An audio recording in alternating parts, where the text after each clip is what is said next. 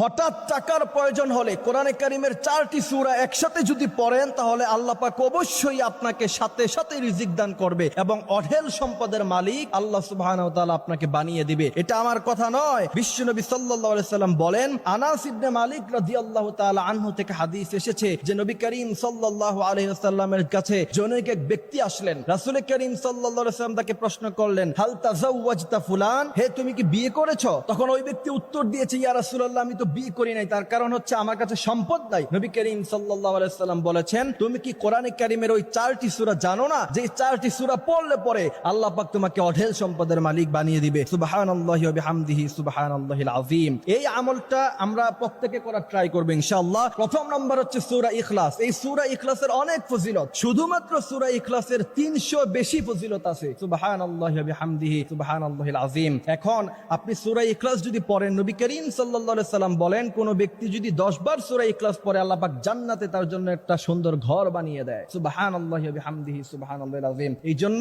প্রথম নাম্বার হচ্ছে সূরা ইখলাস, এটা আমরা নিয়মিত পড়ব। দ্বিতীয় নাম্বার হচ্ছে সূরা নসর।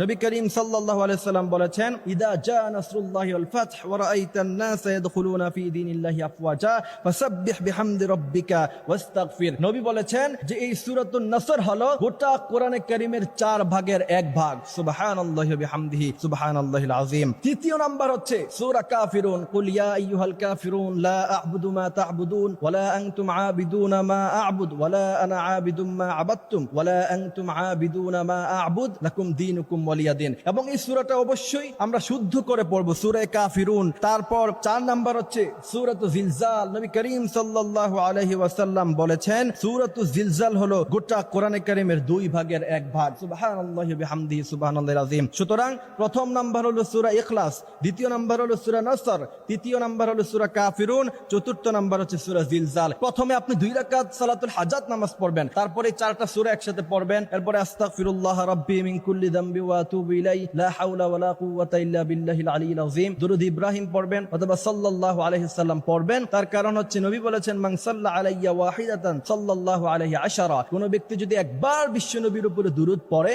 বিশ্বনবী বলেন আল্লাহ পাক 10 বার তার উপরে রহমত নাজিল করে।